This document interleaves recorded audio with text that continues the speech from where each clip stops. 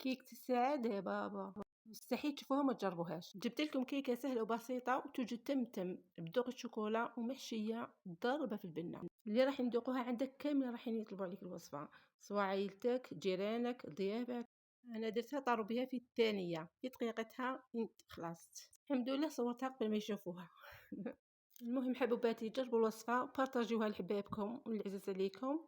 صلوا على حبيبنا المصطفى عليه الصلاة والسلام. ويلا نبدأ معا. بسم الله. بسم الله. هنا جبت الاشواق وراح حبيت الباتور. حطيت 3 بيض، انا عندي البيض صغير، اذا عندك كبير زوج يكفو. نص كاس سكر، ملعقه وسط فانيليا، رشه ملح، وهنايا ضفت ملعقه عسل. راح يعطي الكيكه نتاعك واحد الخفه واحد الهشاشه وتحسيها مشربه. جربوها وردوا لي خبر.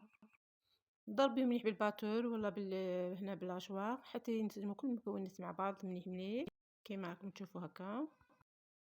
هنا نضيف نص كاس زيت وكاس غير ربع حليب يكون سخون، يكون سخون باش يذوب السكر مليح ويزيد خفيف للكيكه. هنا بعد ما خلطت كل المكونات مليح في الاشواق كما راكم تشوفوا، راح نضيف كاس فرينه كنت غربلتها من قبل، وكيس خميره تاع 10 غرام، 10 غرامات خميره. راح نضيف ربع كاس فرينه وربع كاس كاكاو، يعني انا استعملت كاس وربع فرينه وربع كاس كاكاو، المجموع كاس ونص، راح يخرجوا لي كاس ونص بين فرينه وكاكاو.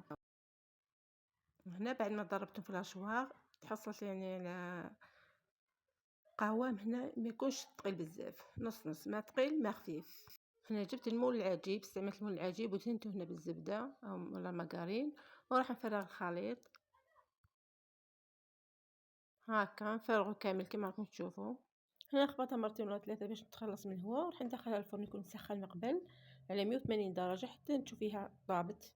باش تعرفيها طابت دخلي كيردون ولا موس ولا كي يخرج ناشف هذيك راها معناتها طابت. هنا من بعد ما طابت راح نخرجها من المول. شوفوا لي ديك الفخامه. هنا نروح للحشو.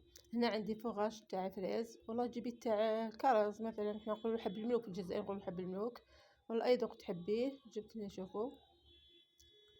هنا زفة تاع عرس، راكم تسمعوا زفة تاع عرس، كورتاج تاع عرس. مبروك عليهم، ربي يهنيهم ويزين يسعدهم ان شاء الله، والعقوبه كامل اللي مازال ان شاء الله يا ربي. فيه الخير على المتبعات تاعنا ان شاء الله، ربي كل يجيب مكتوبكم يا رب. رجعوا لكيكتنا الحبوبه. شوفوا هنا يعني كما حطيت، كما قلت لكم حطيت فواش تاع الفريز كما تشوفوا هكا. هنا طلعت الشونتي، للاسف الفيديو تمسح ما باش كيفاش تلغى كاع راح. المهم طلعت كاس شونتي مع كاس ربع حليب، والله ما كون بارد بزاف. حطيت كريم شونتي تاعي في كيس حلواني كما تشوفي، يعني الكيس حلواني راح يساعدك، وإلا ما عندكش عادي حطي مباشرة يعني من غير كيس حلواني عادي. جبت الكيكه نتاعي وراح نحط الشونتي هكا باش كما تشوفوا هكايا، نسويها، نحاول نسويها مليح هكايا.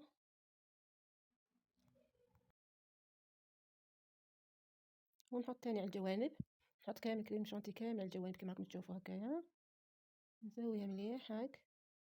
هنا جبت 200 غرام تاع شوكولا، ذوبتها في شويه حليب، ما عندكش كاينه سائله عادي ذوبيها في شويه حليب حتى تذوب، خليها تبرد شويه وفرغيها فوق وهذه اختياريه، ما عندكش ما ديريش الشوكولا عادي زيني كيكتك كما تحبي.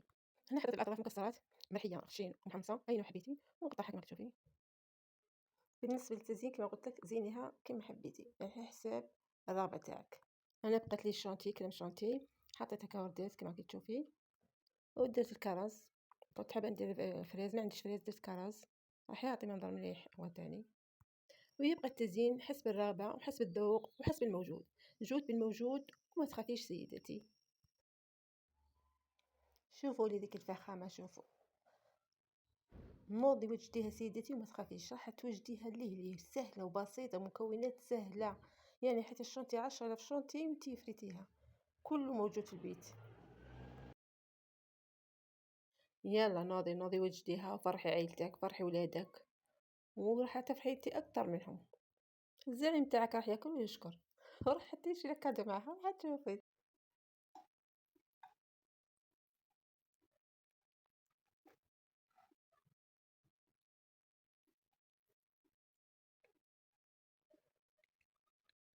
بصحتكم.